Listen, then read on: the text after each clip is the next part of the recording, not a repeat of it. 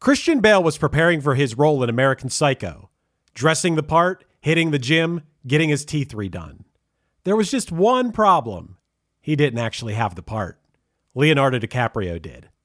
What Went Wrong is a podcast dedicated to the idea that every movie is a miracle.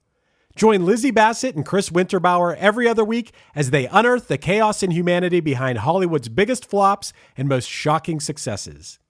They aren't here to dunk on your favorite films. They're here to celebrate movies. As the New York Times said, they're movie industry people who truly love films and the people who make them.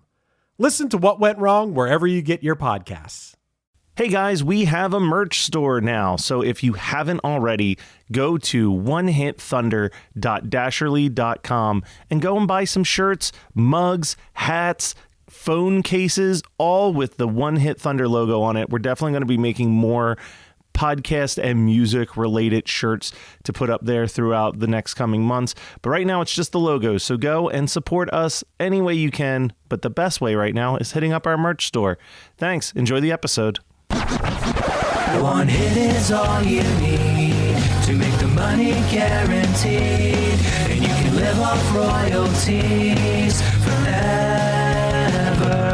And it makes me wonder, is it just a wonder, or is it one hit thunder? All right, guys, we are back. It's myself, my co-host and producer, Matt Kelly, and our good friends, Matt Milligan and Tony Hartman. The Draft Boys are back to do what is it now? 40 years ago. 40 years ago, we're going to do a draft of albums from 1985. And I don't know if you guys are like me, but once you get pre-90s, there are exceptions to this. But a lot of times I'm drafting albums based on the like 3 or 4 songs I know more than, the entire album. Where if it's 90s, I probably know even the deep cuts and stuff. Are you guys on the same page as me with this? Yeah, there's like 3 albums from this year where I am like I know that album. I know every track on it. I love it. I know that it's one I want. And then the rest are like, yeah, there's some good singles that are on this particular release by this artist. So yeah, I always feel like the 80s ones go a little bit quicker because, I think we all have those 2 or 3 albums that we've grown up loving. And then the rest were kind of just like, all right, if I don't get this song with like these 2 radio singles I like, it's not the end of the world. Like I can move on to something else on my list. Yeah, I think for me, well, just for this year in particular, like there's plenty of 80s records that I really love and know very, very well. This particular year was interesting because as I was going through the list, I was seeing a lot of artists that I love and then seeing the album they put out this year. And I was like, well, that one's not my favorite. Yeah. I was having a lot of that experience. I was like, ooh, great act. That's not my favorite record from them. That's not the one I would go to. So I'm probably going to have some... I mean, I have a nice little like selection here of top picks that I'm my first choice draft decisions. But yeah, this was an interesting one. Not right out the gate, maybe not the best year of all time for music, but probably not the worst either. Especially, I feel like coming off of 84, where I think that there were some big albums we all wanted in 84. Yeah.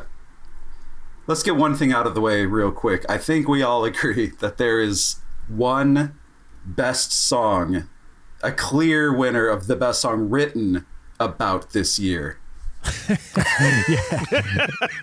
Yes, unfortunately we cannot nominate the song 1985. I am very surprised that when Matt and I are doing episodes and we're looking at the top of the charts, when you get to like the mid 80s, we're always like, oh my God, look at this top 5 songs. But 1985, there's no Madonna album, there's no Michael Jackson album, there's no Bruce Springsteen album. There's like all these giant artists that don't have a release this year. It's really surprising. Well, yeah, I think it's because 1984 was so stacked. Yeah, that 1985 they were releasing more. Like if you look at the singles list, like if you go on the Wikipedia for music from 1985, there is a lot of huge songs that in parentheses like we'll say like record like on the album from 1984, single not released till 1985. Like I think there was a lot of, especially like the ones you said, Michael Jackson, Bruce Springsteen, Madonna. I think they were all kind of riding on the album from the previous years still. Yeah. I guess if you have an album that has 7 singles on it or something, you're spreading that out over a year and a half or 2 years. Exactly. Okay. So everyone knows the rules here. We're going to do 5 rounds of drafting albums. We all have a theoretical $100 that we're starting with. In the first round, you have to throw out an album starting at least $20. In the second round, you got to start at least $10. The third round, you got to start at $5. And then the last 2 rounds, you can start at $1. And, I don't really think order matters that much because we all get a chance to bid on something. It's not like you're just picking something. So I think we'll start with the order I'm seeing people, which would be starting with Matt Kelly, going to Matt Milligan, then myself, and then we'll end each round with our good friend Tony Hartman. Does that sound good, guys? That sounds great. And I just want to confirm one point because this comes up, and I noticed a lot of these actually in 1985.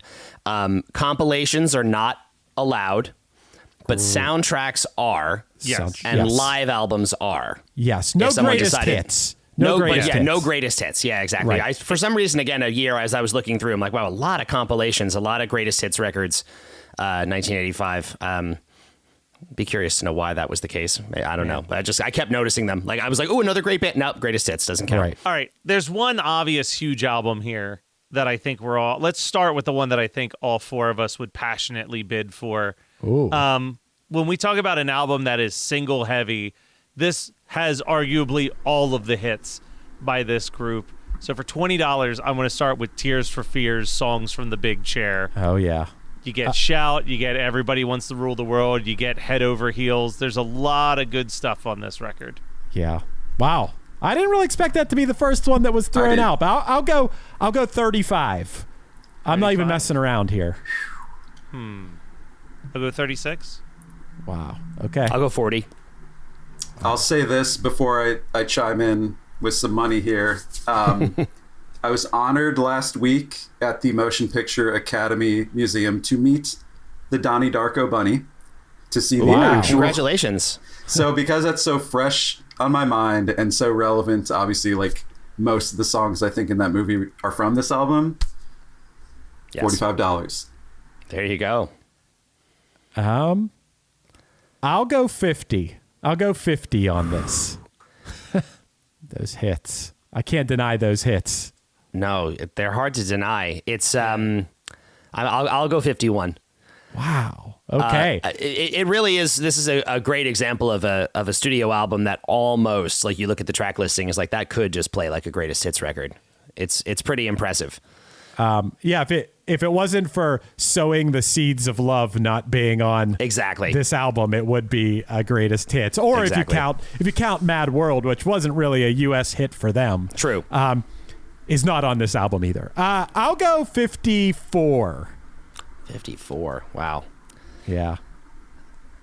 I mean, I'm not going to go higher than that, but like, can we talk about the album title real quick? Yeah. It's called Songs from the Big Chair. Yep. Do you think maybe they didn't have a title and then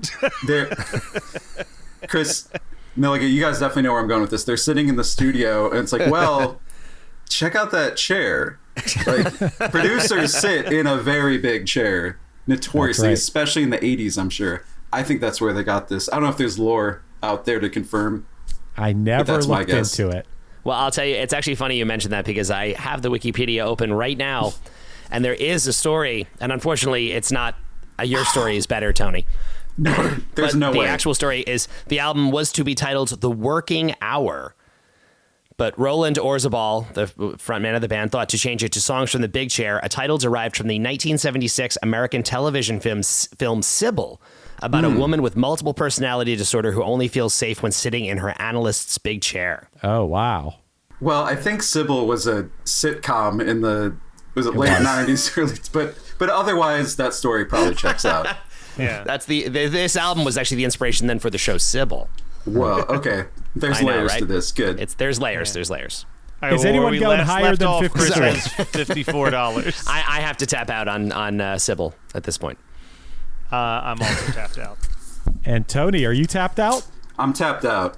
I'll take it. 54. I feel like 54. that's a good deal. I think it is a good deal, and it's an excellent starting point because, that is easily one of the biggest records of the year, holding one of the biggest singles of the year by far. And I got a couple of the greatest songs of the 80s on this album. You really do. Everybody Wants to Rule the World and Head Over Heels specifically are just so good. And Shout on Whatever on. Yeah, but... Yeah. Milligan, you get to throw one out now. Okay. Well, then I'll do the other album that everyone's talking about from 1985, the other album that changed the game for everybody. We all know where I'm going with this, so I'm just going to say it. We're talking about the one and only Weird Al Yankovic. Oh, wow. Dare to Be Stupid. So by Weird Al Yankovic. I have to say, I felt so close to the victory that I won it when Milligan was in the lead for Tears for Fears. I was like, yes, deplete him under $50 so I can just immediately snag this one when he can't outbid me. And how much did you start this on? Oh, let's start it at $30. All right, well, I'm going to bump that bad boy right up to 40. Straight up to 40. This has one more minute on it, correct? Yep. This has one more minute, Like a Surgeon. Oh. This title has track. Yeah, Dare to Be Stupid. Dare to Be Stupid, of course. The only real, true hit with an original song Al ever had. Yeah. It has Yoda on it. I don't care about the song Yoda. You don't care about the song Yoda? Yoda is funny in that it's a divisive one, where it is either people's be-all, end-all of Al, or they don't understand. But it's been his closers since the day he started playing music, which is crazy. Yeah, I think we said on Weird Algorithm, right? I think it's the most played song on his Setlist FM of his entire career. Shot. Yeah. Wow. Okay. Okay, so I will go to $45. I'll go to 50. Wow, I'm out. I'm priced out. Yeah, I mean, I'm sorry. We you two. You didn't really stand a chance on this one, I guess. Really, it's all good. You 50. Okay, so 54. Wow. 56. Wow. So it already has more respect than Tears for Fears. Let's say 60. Oh my God. 62. Is this going to be the highest bid album ever on a draft? We did this on a previous one. I don't know what the record actually is right now for the most spent on a single album, but I think it's something in the 60s. I'm fixing to beat that record. Don't you 65. Worry. 67. Oh my God. 68. I'll say the funny number, 69. Well, in the spirit of comedy, I think I'm going to let you have it for 69. Wow. Al wouldn't appreciate that kind of blue humor. Yeah. What are you talking about? There's a masturbation joke. There is a masturbation minute. joke on that record. Yeah. But not a 69ing joke. I got to use Kelly. the self-service pumps, right? Exactly. Chris knows. Yeah, exactly. Yeah, At the gas station of love. You got to use the self-service pump. Yep. All right, Chris. All right. Wow. I wasn't expecting all that. I got to throw out a $20 one now. I'm going to go. Ooh. Man, this is a good one. Man, I want this one. Okay. I'll do Phil Collins, No Jacket Required. I'll start it at 20. Great choice. I'll go 25 on that one. I'd go 27 for the name alone. We need to keep naming albums, stuff like that. It's classic. This is a really good album. For anyone listening who doesn't know, this is Susudio, One More Night, Don't Lose My Number, Who Said I Would, and Take Me Home are all on this album. Yeah, this is a stacked record. I'll go great 30. record. 30. I'm not going to fight you on it. Wow. Anyone I'll go 30. I can't bid on it. I'll go 32. Oh, wow. Do I really want to be in this position already? Man, there's some good ones out there. Jeez. Man, I want it, but God damn it. All right. I hate that I'm doing this, but I'll bow out. There you go. I think I just got it for 32. I think you got that for 32. I think that's a steal of the draft right there. I think it is. I think it's I'm glad that Phil Collins, I think, is just in recent years starting to actually get his proper credit and due for these albums. I think he was just such a punchline for a long time, really unfairly. And these records are great. His solo records are great. It's really good. All right, Tony, you get the last $20 one to throw out. All right, maybe this will feel early, but like you guys have taken a few that I had heavily weighted here. I'm going to throw out those Rock and Roll Rascals, The Replacements with Tim for $20. Damn it. Really good record. God damn it. I wish this came a little bit later because I cannot. 25. Yeah, I can't even justify paying for it right now financially. This has arguably my favorite song by The Replacements, which is Bastards of Young. That song is so fucking good. I go 30. Wow. Okay. I'll go 32, which is what I just paid for No Jacket Required. It's at least as good as that. Yeah, no, this is a great record. I will go. You did 32. I'm gonna go to 35, and note that like in a year of really zany album titles, it seems like so far they just went with Tim. What do people that like The Replacements a lot call The Replacements? Don't they have like a band nickname? That's do you guys not know interesting. this? Because I posted one. I post these things like you have to choose one. I post them on the Krista Makes a Podcast Facebook group and Instagram. And I put one where it had this album on it. I did pick an album from 1985. And people kept saying this thing. And I was like, what? I just had to look it up. And I now remember this. They get called the Mats. Because why? Like it's a short for Minnesota. It's like a shorthand for they're from Minneapolis, Minnesota, and that's like a local shorthand for that area. The Mats, MATS.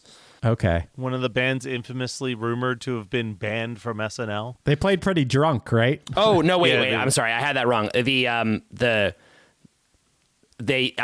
Mats came from someone who referred to them as the placemats. Instead of The Replacements, it was the Placemats, like as a joking name, and then they held on to it and turned themselves into the Mats. That's it. Well, speaking of the Mats, one of us is not bidding on this great album segue. anymore. Tony, you got it at 35. Milligan, That's you're right. really the only one that can financially still go after it if you want. Yeah, let's give it the old classic 37. Wow. I'll go 40. I can build around this Whoa. nicely. That's all I wanted was for you to have this, Tony. If yours. that were the case, It's his. Is that your way of bowing out? Okay. Yeah, sorry, I'm bowing out. $40 for Tim. That's a spectacular record, truly. Really, really good. Okay. $10 round, Matt Kelly. Where are you going? I'm looking at two records here. I think I can get away with a little bit later on one of them. Let's start an interesting bidding war between the two people with the least amount of money. For $10, I'm going to throw out The Cure, The Head on the Door. I'll go 20. Oh, okay. Well, I'll go 22. Ooh. I'll go 25. This has got two. It's got two really good songs. I'd say does. 3 really Arguably good more. songs. Yeah. I'll go 26 on this one. 27. Wow. 30. 30. I sometimes think this is my favorite Cure album. I think for a minute it this might is have been my definitely favorite Cure mine. record. Yeah. I've gone through phases with this band, but this is a really good one. As bass players, I mean, Oh man. yeah. Yeah. So great. I'll go 31. I think I have to. There you go. I think I'm tapped out at this point, but Yeah, I physically can't bid anymore. I can find something more goth. I'm tapping out too. Okay, and Matt Kelly's out? Okay. Yeah, I mean, you're at 31. That's how much money I have left. Nice.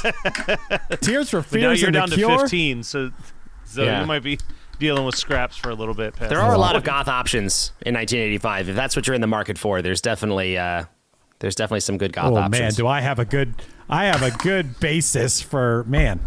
Cuz There you go. I love it. All right, Matt Milligan. Yeah, $10. I'm gonna go with.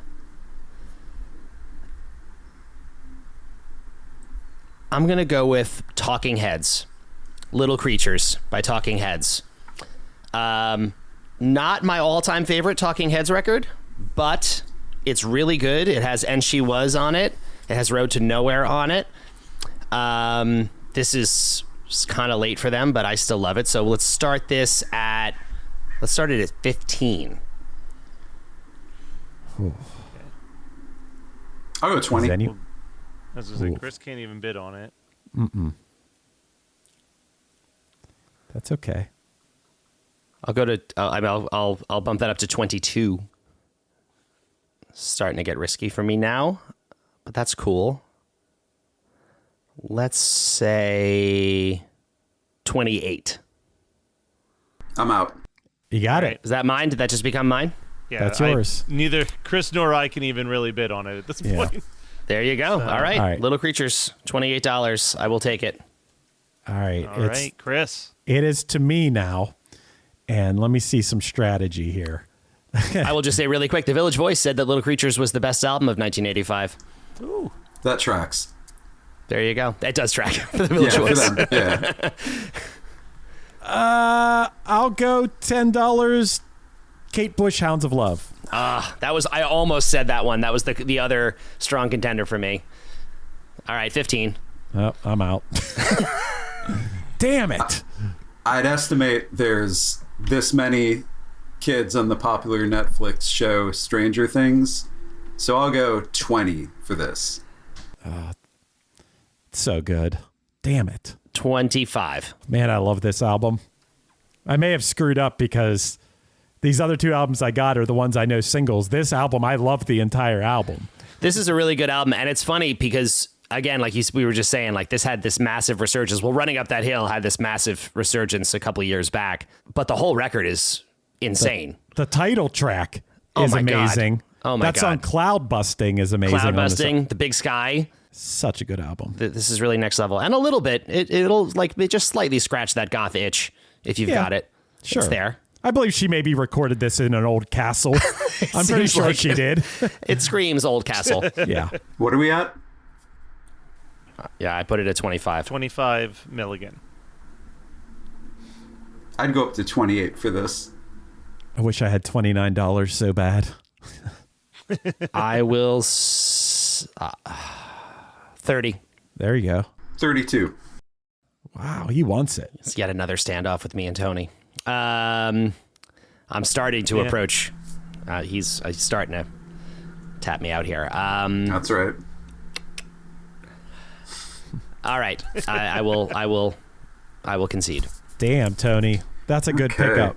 Good, Wow. Yeah, I got to tell me twice. great record. All right. All right, Tony. you, Okay, for kick off this $10, and I welcome a number crunch here in case this is inaccurate. It doesn't feel like this album came out this year, but allegedly it did, and it's The Descendants, I Don't Want to Grow Up. Oh, yeah. Yep.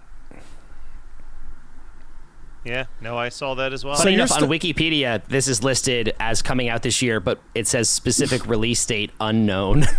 Yeah, Which really that's amuses fine. me. Yeah, It's fun to think how few people were paying attention to the Descendants in 1985. Wow. and this is So you I just know started it's- this.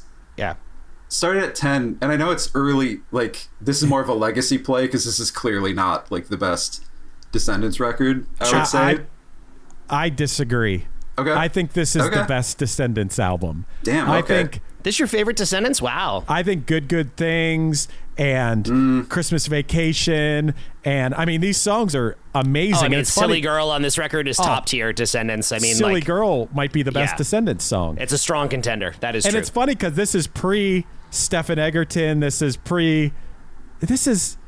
I may take several seats on my comment that this isn't the best one because, like, I guess if you wait by like the songs you just called out for this, is this their first record? It's very No. early on. It's after Milo. Milo was Okay. 82, and then it was Right. this. Okay, yeah, this is. Yeah, according to Wikipedia, this is their second album, and it says specifically on the Wikipedia anyway, released on May so there you go. 15th. Maybe it's just whoever made the album released Wikipedia did not do enough cross research. I thought I was going to be able to sneak this one in for $1 at the end. I'm surprised it came out right now. I mean, I'll go 11. I'll go 12. I got to go 15. Okay, I'm out, unfortunately. Damn. You know what? I'll continue to show some respect here. I'll go up to 18. Wow, this is shocking to me. I thought this was a little too early in a Descendants catalog, and we weren't going to have these old school punkers. I just saw Descendants last year. I never got to see them as a kid. I felt like they were always like, being a kid going to Warped Tour, they always did like West Coast Warped and never made it to the East. I just never got the chance to see them. And then last year they did a co-headline with Circle Jerks. Yep. And it was a real treat for I me. went to that show in Pittsburgh, and they were awesome. like just like incredible. Yep. Just two incredible, like it's like the marker of everything I want to see in the world of those bands just still working and just kicking ass after all these years. It's amazing. Yeah. I might have to tap out on my own. Oh no. Yeah. So let's get it for 18. All right, so Milligan's walking away with I will it for take it. 18. That's a good. That's a steal, and at the same time, it's an album I thought someone was going to pick up for $1 or $2. So Lord, no.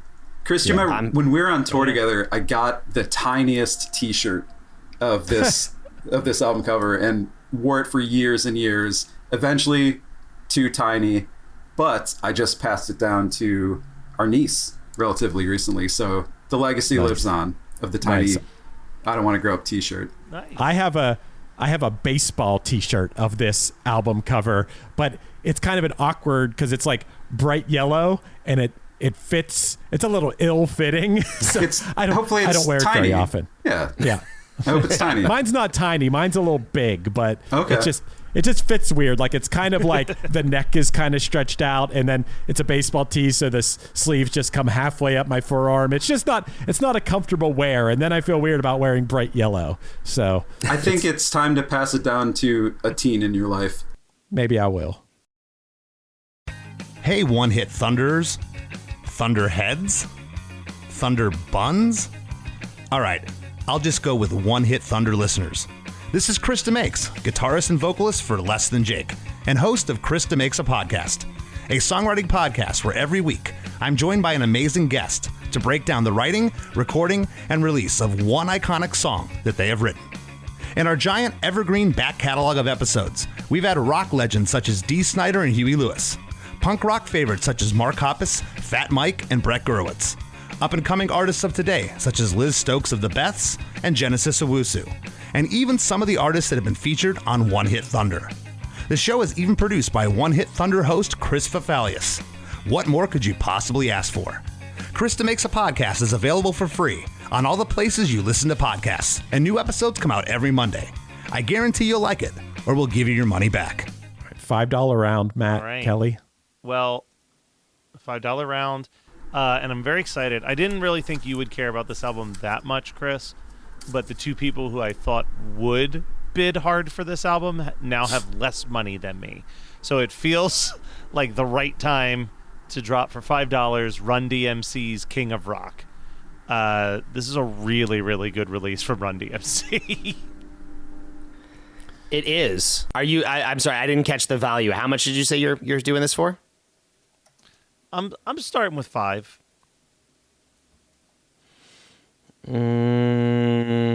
God, I am really short on cash and picks at this point.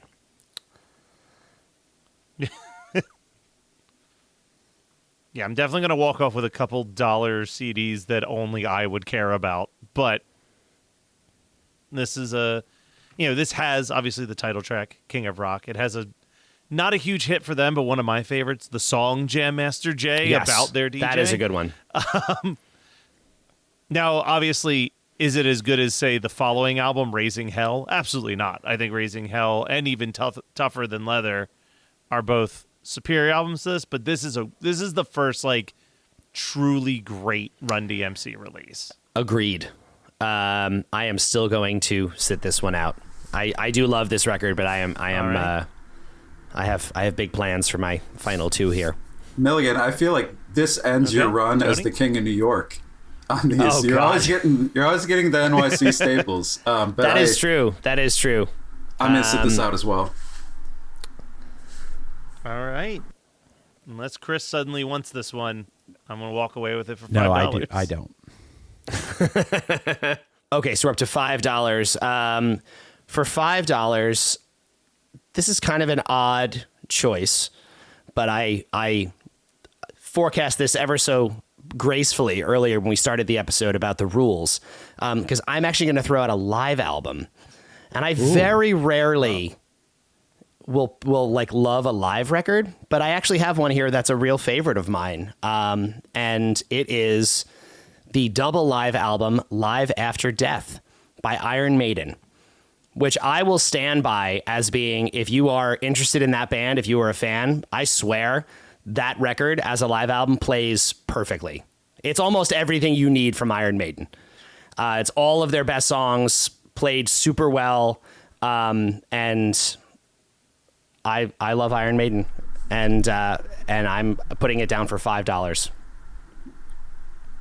Well, I mean, I also like Iron Maiden, but who would I be to try to bid against the guy whose biggest song is about getting I two just want to make it tickets clear to that see I Iron did not Maiden write live. that line. I didn't write that lyric. I do understand the cringe factor of me picking an Iron Maiden song. I get it, guys.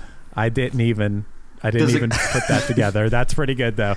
Yeah, I'm not gonna bid more than $5 on a live Iron Maiden album. Tony? Well, does it come with a cool T-shirt?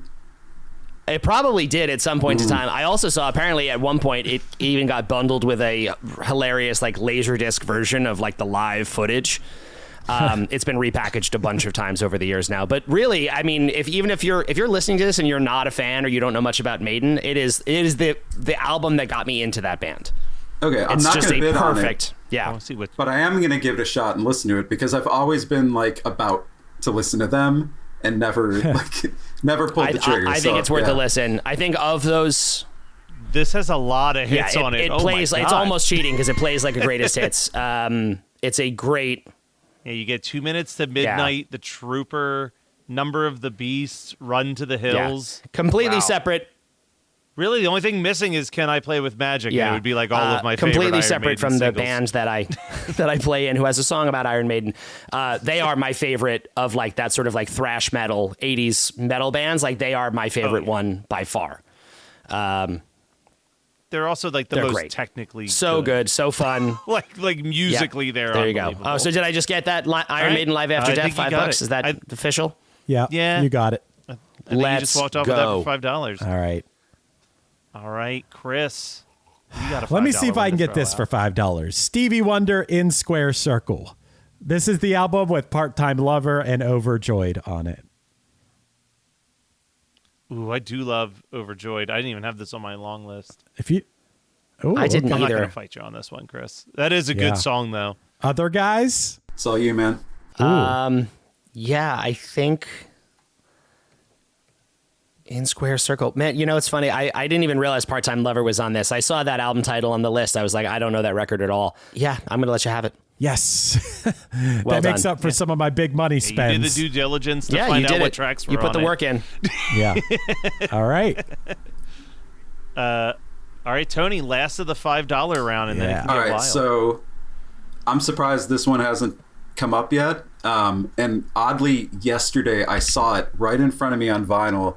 I hadn't thought about it in many, many years. And the dude I was with, my buddy Brian, that I was with, pointed and said, "That's the only CD I have in my car." Which I feel like, aside from Matt Kelly, Wow. we probably all have that, like, there's the one CD that's still in your car. Maybe Matt Kelly, you probably have like 600. You probably have like the disc changer in the trunk. Yeah, this is quick. I- I got a booklet.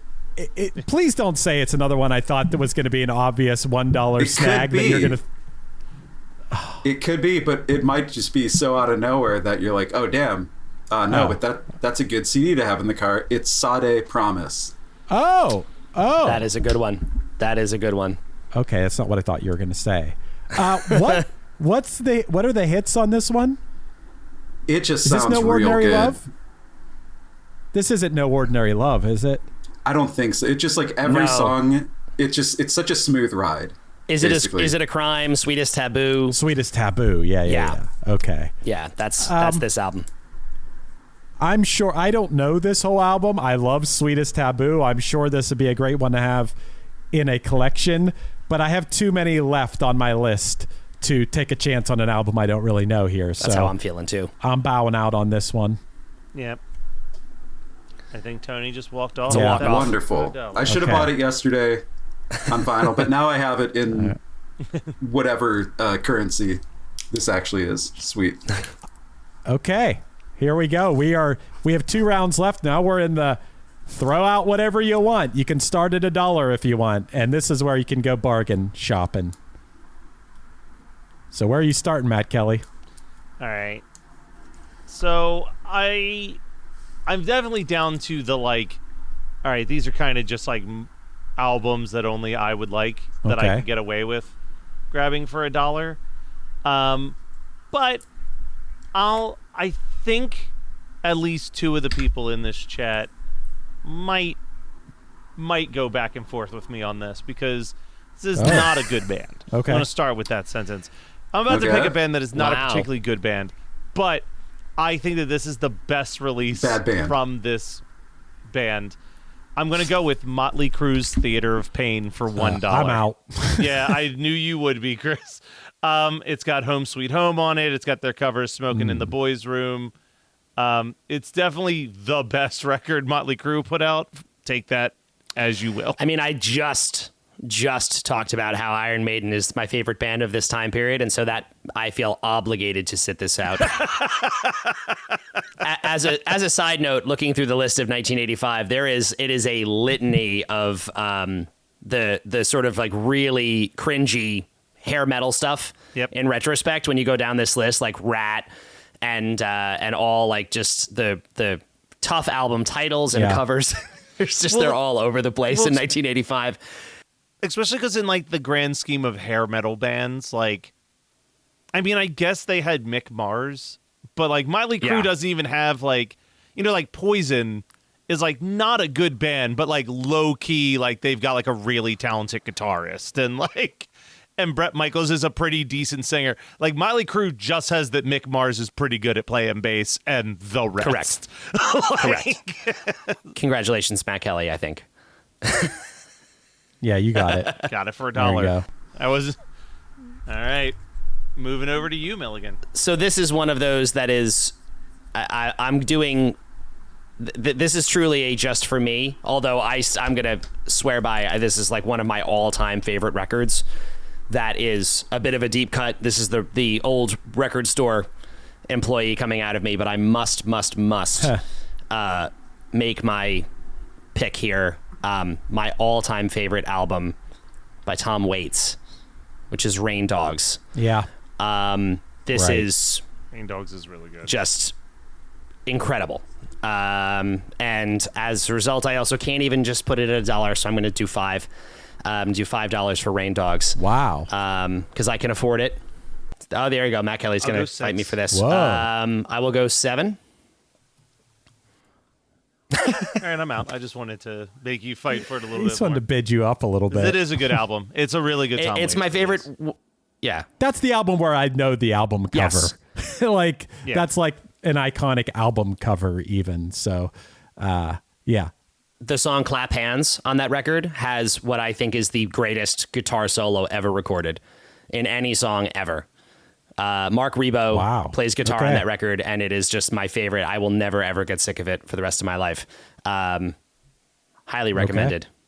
Yeah, I mean, I'm still big on the albums before this one. Heart Attack and Vine and Swordfish Trombones are both also pretty great big for me, but Rain Dogs is also very, very good. I even like his later stuff. His last album, Bad As Me, I still think is a really good album. I think he's just generally a genius, but this one really, like, this was a real, like, when I heard this, that was a real game changer for me. All right. That's my 5, I was going to say, that guys. concludes your list. I'm going to keep throwing out picks as we need to, but that's my 5 done. Okay, so it's to me, and there are a lot of like solid 80s rock bands albums left where I'm like, damn, these are all like, I want them all equally, but gun to my head right now, for $1, I'm going to throw out the Outfield Play Deep. Ooh, I almost was going to put this on my list. A band that I've done multiple podcasts about and learned that this band is way better than just Your Love, which is on this album. So I'll do $1 on Play Deep. I'm not going to fight you on this. You definitely are more of the Outfield fan than me. Who would I be? And Matt Milligan is not dumping an album for this, I don't think. Tony, are you interested in the Outfield? All right. I got Play Deep for $1. I'll take it. So you're done then. And it's to you, Tony. How about we do a soundtrack, and how about we do the soundtrack, which is the Goonies soundtrack? I know. For $5. Damn it. I thought I was going to get that one in the bargain bin at the end. I don't think so. Nope. I mean, listen, I love Goonies Are Good Enough. Yeah. What's on the rest of the soundtrack? I've never listened to the Goonies soundtrack. Philip Bailey, REO Speedwagon, the Bangles, Luther Vandross. Okay, it's pretty stacked. It's just credits. It's the middle of the '80s. It's like personified, I guess, in a soundtrack. So, well, Chris, you've got one more slot. Are you going to try to bump up and grab it? No, because there's too many other things I want on this list. So okay, I'm not. You got it. I'm gonna let it go too. So last round, Matt Kelly. You can throw one out for $1. I guess okay. Because I'm like, I only have 3 albums. All right. I'm just gonna do an album that no one's gonna fight me for anyway. I'm gonna do I'll do an album that no one's gonna fight me for. I like this band. I think that we came down pretty hard on this band on an episode of Weird Algorithm, and actually came down pretty hard on this song, particularly for being way too long. But despite that, I think it's a really good song, and I think that's on a really good album. So I'm going to go for $1, Dire Straits, Brothers in Arms, featuring the song Money for Nothing. It's crazy that we're only bidding $1 on this, because when I was looking up, like, what albums came out in 1985, I came across some lists, and this was, I believe on one list, this was the #1 album of the year, like on one of these lists I saw, and it was always ranked very high on lists. It's a good album. It is a really good album. It's not my favorite Dire Straits album. I think they did an album, I want to say right before this or right after, called Making Movies, which has my favorite Dire Straits song, the Romeo and Juliet song. But I mean, the guitar riff for Money for Nothing is just such a monster guitar riff that I don't care that it goes for 9 minutes in that song, because I enjoy listening to that riff. Okay. Is anyone going more than $1? Is Matt Milligan dropping an album and bidding on this one? Yeah, he's getting rid of Tom Waits for the Dire Straits album. No. I'm not. I'm going to say, I think I said this on Weird Algorithm. I'm going to say it again. This is a band I don't get. Yeah. And I know people absolutely love them and just like really worship like the way this album sounds and is composed and recorded. And I remember like not that long ago, it was one of those like the 1001 albums you must hear before you die, and this album is like on it. And I briefly started trying to make my way through that list, and I was like, this is tough for me to get through. Okay. There are songs on that are like every song is like minimum 6 minutes. I was like, it's too much, man. So no. Okay. All right. You got it. Well, Matt you can Milligan, throw one out. You can throw one out for $1. Great. But you don't have to take it. That's great. I'm going to throw one out for $1 because it's fun to show some respect for. There are some more records on here that I think are really good. Yeah. How about it's funny. Prince put out an album. Yeah. I shouldn't be saying more albums than I want to. But Prince put out an album in 1985 that is not my favorite Prince record. Right. And actually, I think the better Prince record that came out in 1985 is this one, which is the Sheila E. album. Oh. Romance 1600, which has Love Bizarre on it. This is a spectacular record, and I love this time period for Prince where he was writing and making music for so many people that oddly there's times where like his album felt like the afterthought and he was giving these incredible songs to incredible people. So Sheila E. Romance 1600 for $1. Spectacular. I'm not going to outbid you on that one. Are either of you guys outbidding him on that one? No. So right. I think Milligan's just putting that back on the rack. Yeah, you just putting that back on the rack then? That's just in my that's my honorable. That's my $1 honorable mention. Okay. Is it to me? All right, Chris. Yep. I'm gonna. There's still a bunch here there's a bunch that I definitely like a song on, but I think I'm going to throw out for $1 Oingo Boingo, Dead Man's Party. Ooh, Another good one. Good one. I'd go $3 on that. Yeah. Let's get some bidding going. Yeah. I will go 85. I'll go, it's what I have left. I'll go $9. I'll tap out. But I want to say, I think that song is the song I hear on the radio, just like regular ass radio. I hear that song more than any song in the past few years. I don't know, like, just if I have like a local LA station on in my car, I don't even know what station it is, but I will hear that song. Wow. Now I feel like I need to move back to LA because I never hear this song on the radio ever. The cost of living alone is justified by hearing Dead Man's Party more than anywhere else in the country. Everything else is a write-off. Yeah. Now that song rules though, and listen, at one point there was a series of albums that were Punk Goes albums that are all, by most accounts, pretty terrible. But Chris, I think you toured with this band. A Thorn for Every Heart. A Thorn for Every Heart's cover of Dead Man's Party is pretty great. Like it is pretty good. It is pretty good. That's like a really good cover on like a collection of albums that have fairly mediocre covers. That is like a standout cover. And part of it's because this song is just so damn good. Like it's really hard to fumble the ball with this song. By the way, also on this album, Weird Science and Just Another Day. That's a really good record. Guys, I'm going to start calling into like KTLA, whatever it is, like real aggressively till I get, I'm like, hey, I love that you guys are always playing Dead Man's Party, but could you play the Thorn for Every Heart version? They're good dudes. I think they're like a Riverside band. So yeah, let's give them some credit for covering the song you guys play 3 times an hour. There you go. All right, Tony. I feel like there's an obvious album that to me screams a Tony pick, but it's your last pick. Oh, and I man. want to see if my prediction's correct.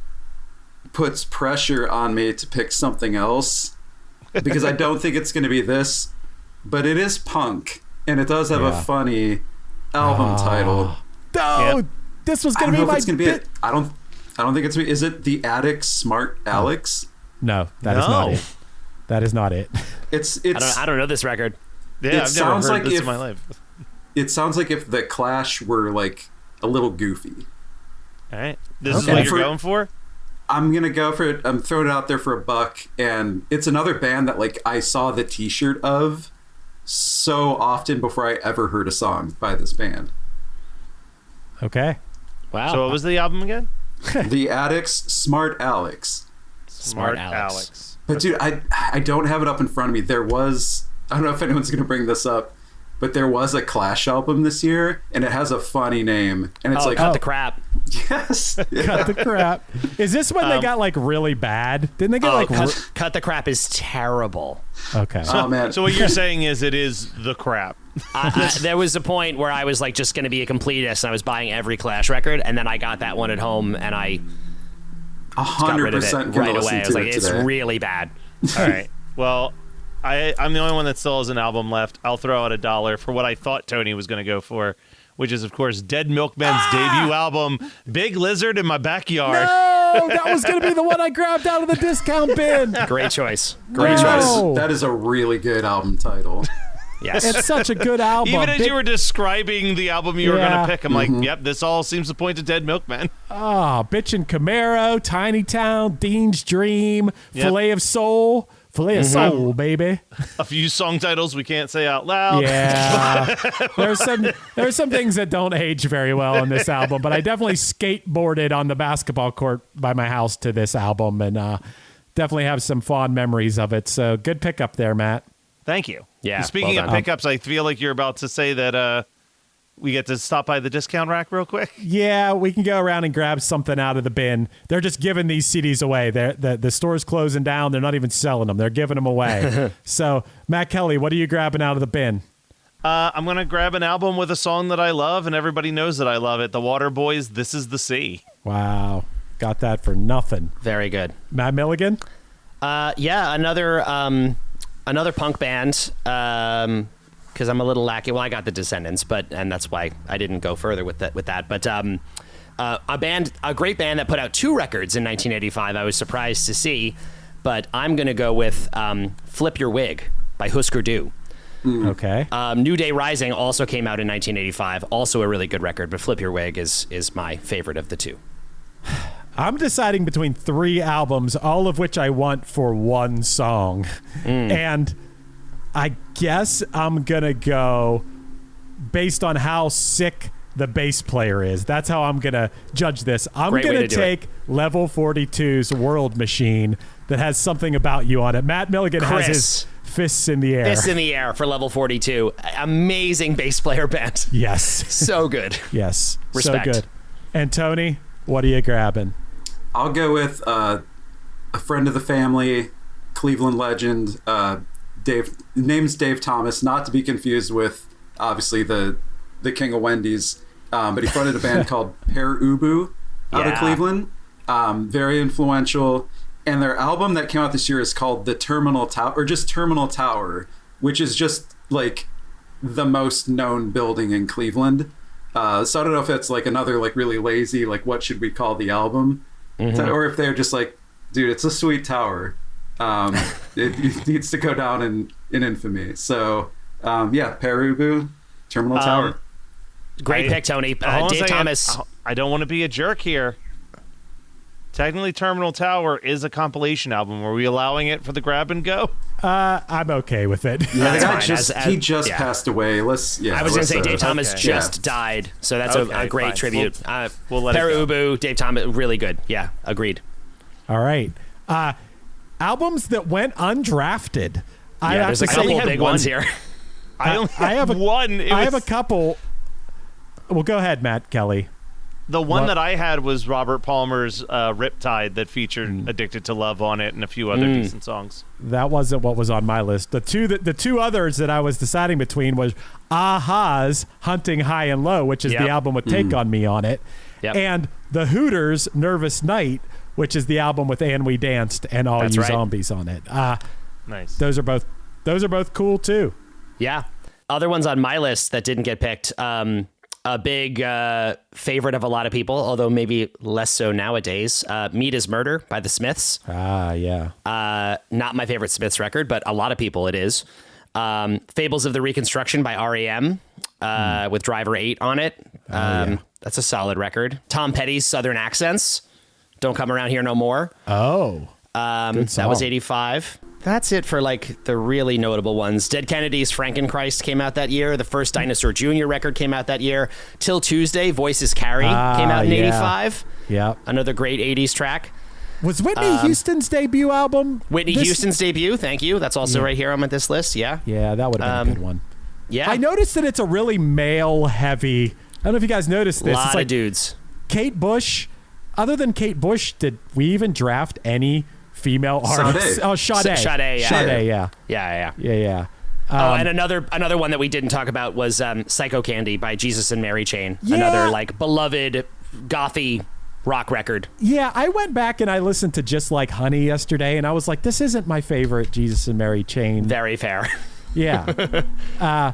So yeah, pretty good draft. I don't know, Matt Kelly, were you taking notes? Do you want to do the rundown before we close this down? Sure do. All right, so I went first on the draft order. I got Weird Al, Dare to Be Stupid, Run DMC, King of Rock, Motley Crue, Theater of Pain, Dire Straits, Brothers in Arms, Dead Milkmen, Big Lizard in My Backyard, and then on the way out, I also grabbed the Waterboys, This Is the Sea. Milligan, you went second. You grabbed Phil Collins, No Jacket Required, Talking Heads, Little Creatures, Descendants, I Don't Want to Grow Up, Iron Maidens, Live After Death, Tom Waits, Rain Dogs, and on the way out the door, you grabbed Husker Du's Flip Your Wig. Chris, you grabbed Tears for Fears, Songs from the Big Chair, The Cure, The Head on the Door, Stevie Wonder, In Square Circle, The Outfield, Play Deep, Oingo Boingo, Dead Man's Party, and on the way out the door, you grabbed Level 42, World Machine. Hell and then yeah. lastly, Tony, you grabbed The Replacements, Tim, Kate Bush, Hounds of Love, Sade, Promise, The Goonies soundtrack, The Addicts, Smart Alex, and how do you pronounce this one on the grab and go? Pere Ubu? Pere Ubu. Ubu, with the Terminal Tower. Nice. Well, guys, it's been really fun drafting with you guys once again. We'll see what the people think, and I'm sure Matt will let us know all the stats in a future Patreon episode to know who sold the most albums and whose list is most critically acclaimed. As usual, I love drafting with you boys. Oh, I love drafting with you guys. This is always such a treat. Can we call ourselves the Draft Kings? Is that name taken? Oh, yeah. I don't think it's available. I think it's available. Let's take it. Let's grab that domain right now.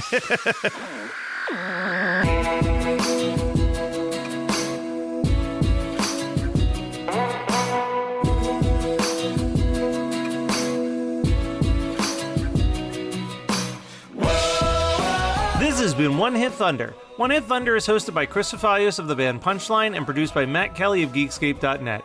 Underneath me, you're hearing Simulation off the Punchline album Thrilled. Visit punchlinemusic.com for any upcoming news on the band.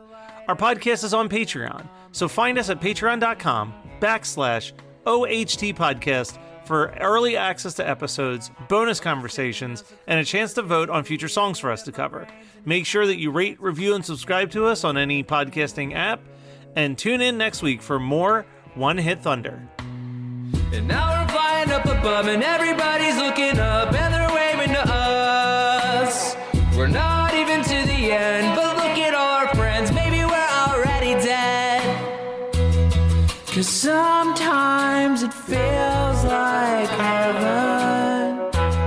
Oh baby, you know what I'm saying. We are the first of a generation.